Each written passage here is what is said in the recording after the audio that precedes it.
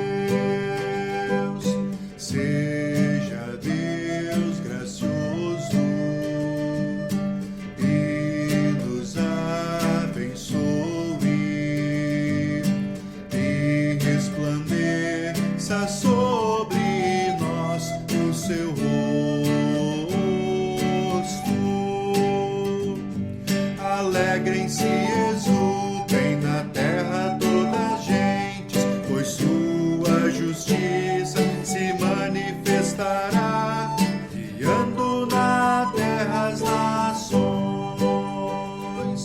Seja Deus gracioso e nos abençoe e resplandeça sobre nós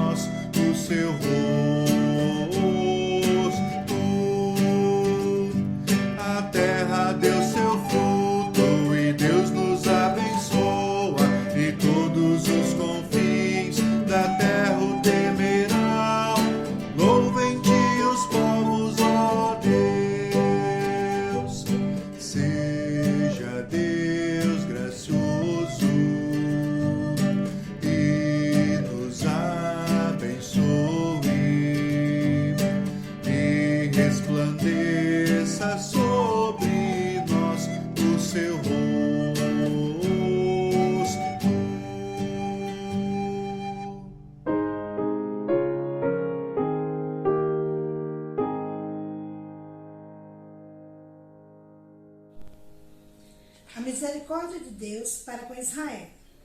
Então eu pergunto, será que Deus rejeitou o seu próprio povo? É claro que não.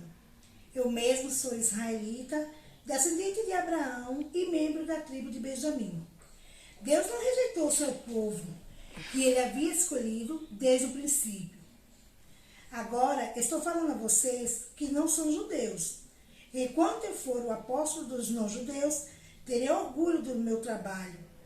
Talvez eu possa fazer com que os que são da minha própria raça fiquem com ciúmes, e assim seja possível salvar alguns deles. Porque quando os judeus foram rejeitados, o resto do mundo se tornou amigo de Deus. O que acontecerá então quando eles forem aceitos? Os que estiverem mortos receberão a vida. Os judeus rejeitaram o evangelho e por isso são inimigos de Deus, para o bem de vocês, os não-judeus. Mas pela escolha de Deus, eles são amigos dele, por causa dos patriarcas. Porque Deus não muda de ideia a respeito de quem ele escolhe e abençoa.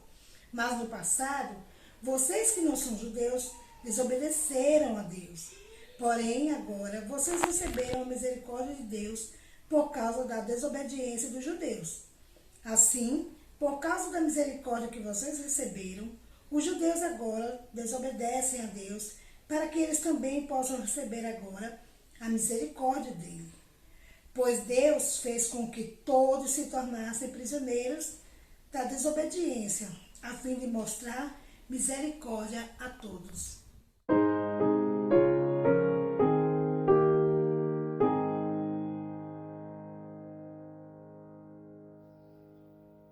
Mateus 15, versículo 21 até o versículo 28. E saindo dali, Jesus foi para a região de Tiro e Sidom. E eis que uma mulher cananeia, que tinha vindo daqueles lados, clamava: Senhor, filho de Davi, tenha compaixão de mim. Minha filha está horrivelmente endemoninhada. Jesus, porém, não lhe respondeu palavra.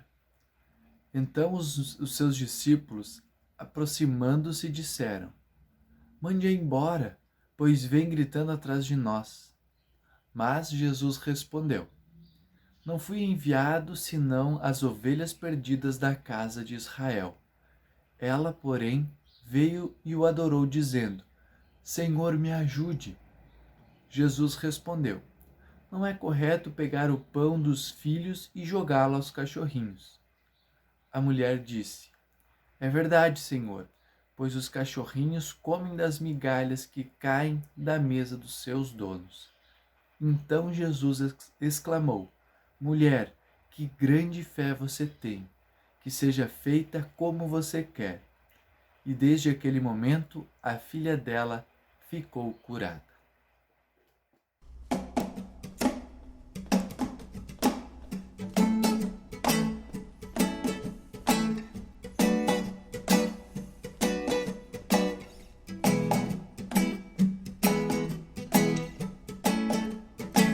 Os que confiam no Senhor são como os montes de Sião, não se abalam. Os que confiam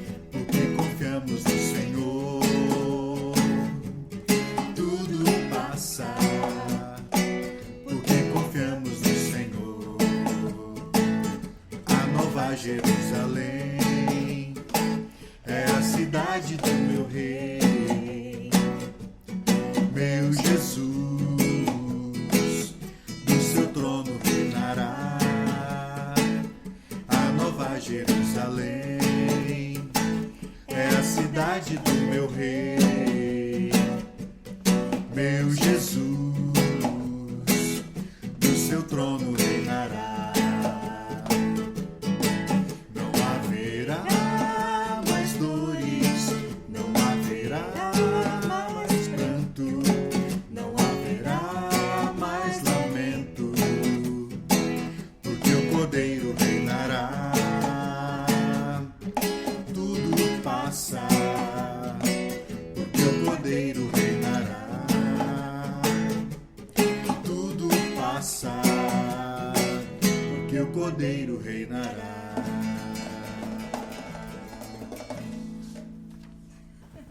Em nome do Pai, do Filho e do Espírito Santo. Amém. Meus queridos irmãos e irmãs, esta leitura do Evangelho de Mateus, capítulo 15, que acabamos de ouvir, é muito parecida com a nossa vida. E o que eu quero dizer com isso? Em que sentido essa leitura se parece com a nossa vida? Bem, o que eu quero dizer é o seguinte: é que você pode fazer muitas perguntas sobre essa leitura. Muitas perguntas sobre o que está acontecendo neste relato do Evangelho. E você não terá respostas. Não é assim em nossa vida? Onde muitas vezes temos perguntas sobre as coisas que acontecem ao nosso redor, mas não temos respostas? Com esse texto é a mesma coisa. Voltemos ao texto e vejamos. Por que Jesus faz silêncio quando essa mulher estrangeira se aproxima dele em sua necessidade, clamando para que ele curasse a sua filha?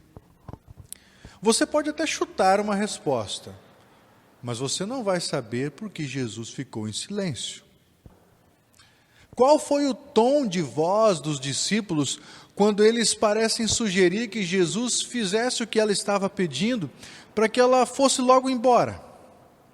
Afinal, ela vinha gritando ao longo do caminho. E por que, em vez de ouvir a sugestão dos discípulos e atender logo o pedido daquela mulher, Jesus simplesmente diz a ela: eu não fui enviado senão às ovelhas perdidas da casa de Israel. E ele não faz absolutamente nada.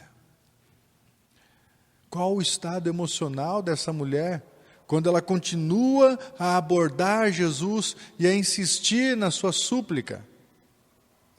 Teve Jesus a intenção de insultá-la? Ela se sentiu insultada? Vocês percebem? Temos muitas perguntas, mas não temos essas respostas. E isso sim é muito parecido com a vida. Ao menos se você está querendo viver uma vida de verdade, levando a sério as suas responsabilidades e evitando uma vida superficial, onde você só busca aquilo que quer e evita os problemas, evita fazer as coisas difíceis e resolver as coisas difíceis. Por que Jesus não responde à oração daquela mulher com algo que não seja o silêncio? Por que nós precisamos lutar tanto em nossa vida e passar por tantos problemas, tantas dificuldades, tantos sofrimentos? Quando os conflitos da vida, sejam eles grandes ou pequenos, vão acabar? Você percebe? É assim que é a nossa vida. Ela é cheia de questionamentos. E nesse relato do Evangelho há também muitas questões para as quais não temos respostas. Entretanto, esse texto responde a uma questão crucial, poderíamos dizer. E essa questão é a seguinte: o que uma grande fé crê a respeito de Jesus? Ao lermos os relatos dos evangelhos, nós podemos notar que Jesus geralmente não fica impressionado. Ele não se impressiona muito com as pessoas que o cercam, com as pessoas que vão até ele. Mas para essa mulher, Jesus diz: mulher, que grande fé você tem. É claro, precisamos dizer, nós sabemos que doutrinariamente a fé é o presente de Deus. A fé não vem de nós mesmos. Nós não cremos por vontade própria. A fé é o dom do Espírito Santo. Mas Jesus diz: mulher, que grande fé você tem. Portanto, é certo que essa leitura pode nos ensinar sobre o que uma grande fé crê sobre Jesus. E eu diria que há duas coisas, e nós vamos abordá-las a partir de agora. E a primeira é essa: uma grande fé acredita em quem Jesus realmente é. Vejam, aquela mulher é estrangeira, ou seja, ela não faz parte da aliança de Deus com o seu povo Israel. Além disso, ela é cananeia, povo historicamente inimigo dos israelitas. Sem contar o simples fato de ser mulher, o que naquele contexto tinha suas dificuldades. Mas ainda assim, apesar de tudo isso, com todos esses fatos colocados como uma barreira, um muro entre ela e Jesus, ela se dirige a Jesus como um discípulo faria. Ela o chama Senhor. No Evangelho de Mateus, somente os discípulos de Jesus se dirigem a Ele como Senhor. E ela também fala com Jesus como uma israelita falaria. Ela o chama de Filho de Davi. Um título que apenas os israelitas utilizavam. Uma grande fé acredita em quem Jesus realmente é. Senhor, Filho de Davi. Mas aí nós podemos nos perguntar: será que essa mulher está simplesmente repetindo o que ela ouviu a respeito de Jesus para que ele atendesse ao seu pedido? Ou ela realmente sabe o que está falando? Meus queridos irmãos e irmãs, ela sabe. E isso fica claro no texto, logo depois que Jesus diz para ela que não é correto pegar o pão dos filhos e jogá-lo aos cachorrinhos, ou seja, aos estrangeiros. Jesus é o filho de Davi, a mulher afirmou isso. E isso significa que ele veio de um Deus específico, de uma linhagem específica. Isso significa também que há somente um para cumprir promessas relacionadas ao plano específico de Deus. Em outras palavras, você não pode simplesmente ter o tipo de Jesus que você quer ter, pois Deus não cumpre todas as promessas que eu quero, mas Ele somente cumpre as promessas que Ele fez. E Jesus é o Senhor. E isso para aquela mulher implica dizer que ela não é Senhor. Senhor, filho de Davi, diz a mulher. Será que ela sabe o que ela está dizendo? Sim, ela sabe, pois ela concorda com Jesus. Jesus diz que não é correto pegar o pão dos filhos e jogá-lo aos cachorrinhos. E ela concorda com isso. Ela diz o porquê de ela concordar. Ela sabe que Jesus é o Salvador de Israel e ela acredita que Ele seja o Senhor. Ela sabe que Deus está mantendo sua promessa com o seu próprio povo Israel. Ela sabe que Israel tem prioridade. Ela reconhece essa prioridade. E ela reconhece que a autoridade de Jesus é tudo o que importa aqui. E então ela diz: é verdade, Senhor, pois os cachorrinhos comem das migalhas que caem das mesas dos seus donos. Em outras palavras, Jesus, você está certo. Não é correto pegar o pão das crianças e dar para os cachorros, pois os cachorros também podem comer das migalhas que caem da mesa do mestre. E isso é tudo o que eu preciso. A mesa do Messias e Rei de Israel é tão rica, é tão cheia, é tão graciosa, que as migalhas são tudo o que eu preciso. E eu sei que há algo aqui nessa mesa para mim. E esta então é a segunda coisa que uma grande fé crê. Ela sabe quem Jesus realmente é. E ela sabe que Jesus tem algo para ela. Vendo a fé desta mulher, Jesus então diz para ela: mulher, que grande fé você tem. E ele dá o que a mulher precisa.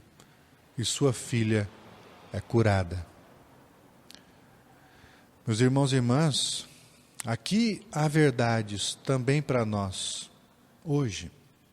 Aqui há verdades que nós também podemos crer. Quem Jesus realmente é?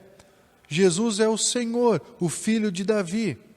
Ele é o Rei prometido, saudado pelo povo de Israel e depois rejeitado por este mesmo povo. Ele foi crucificado numa sexta-feira e o mundo ficou em trevas. Mas superando toda essa trama e planos sombrios do inimigo, Deus o ressuscitou dos mortos. E ele vive. E ele está exaltado à direita do Pai, o que significa dizer que ele é o Senhor. E ele tem algo para você. Agora, isso não torna a grande fé algo fácil. Nós sabemos que em nossa vida, pelas experiências que nós temos como cristãos, que a fé em Jesus pode tornar as coisas ainda mais difíceis. Porque se Jesus é o Senhor, então eu não sou. Se Jesus é Senhor e Ele tem algo para mim, Ele pode ter algo que eu posso não querer. Mesmo assim, o Filho de Davi está ressurreto. E Ele é o Senhor. E Ele é para você. Você tem um lugar com Ele. Desde o seu batismo você pertence ao seu povo. Ele perdoa você. Ele te dá paz. Há um propósito para a sua vida. E um dia haverá a cura completa e vida eterna para corpo e alma. Nesta manhã, esse texto nos ensinou o que uma grande fé crê. E assim é uma grande fé.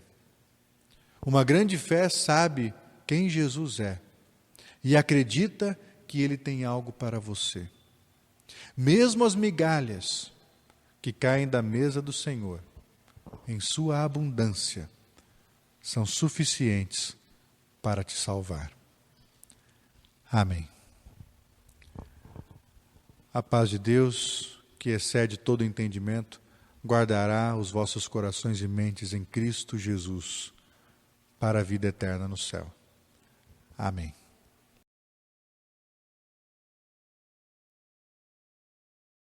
Senhor, Pai Celestial, nós, teus filhos adotivos em Cristo, embora distantes uns dos outros geograficamente, estamos reunidos em oração.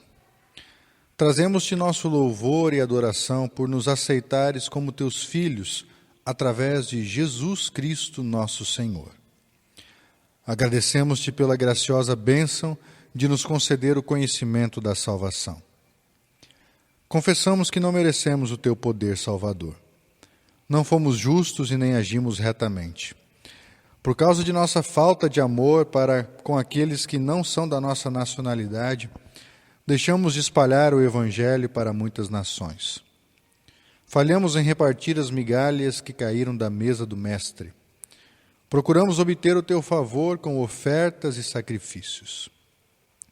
Por estas e outras transgressões, pedimos o teu perdão. Anima-nos com o teu Espírito Santo, para que mais adequadamente possamos expressar nossa gratidão e nosso louvor. Move-nos a repartirmos o teu poder salvador com todas as pessoas e países. Ajuda-nos a recebermos bem os estrangeiros e estranhos em nosso meio, e estende para eles a mesma misericórdia que nos concedeste. Ajuda-nos, Senhor, a vencer nosso egoísmo e discriminação. Graças te damos pelos aniversariantes dessa semana, a Dona Hilde Ville, o Osmir Menegol, a Isamar Vieira Cortês, o Marcelo de Souza Rossi, a Júlia Santana Evangelista. Concede a eles as bênçãos que tens preparado aos teus filhos e permite que permaneçam fiéis ao Senhor Jesus, Salvador de todos. Querido Pai, olha com misericórdia para o nosso país. Abençoa o nosso povo e os nossos governos. Livra-nos de todas as calamidades e fatalidades. Guarda-nos de todos os males e perigos. Conforta os abatidos e aqueles que estão enlutados com a tua graça e o teu amor. Oramos em nome de Jesus, nosso Senhor e Salvador, que nos ensinou a orar dizendo: Pai nosso que estás no céu, santificado seja o teu nome. Venha o teu reino, seja feita a tua vontade, assim na terra como no céu. O pão nosso de cada dia nos dá hoje, e perdoa-nos as nossas dívidas, assim como nós também perdoamos aos nossos devedores. E não nos deixes cair em tentação, mas livra-nos do mal, pois teu é o reino, o poder e a glória para sempre. Amém. Recebem a bênção do Senhor. A graça do Senhor Jesus Cristo, o amor de Deus, o Pai, e a comunhão do Espírito Santo estejam com todos vocês. Amém.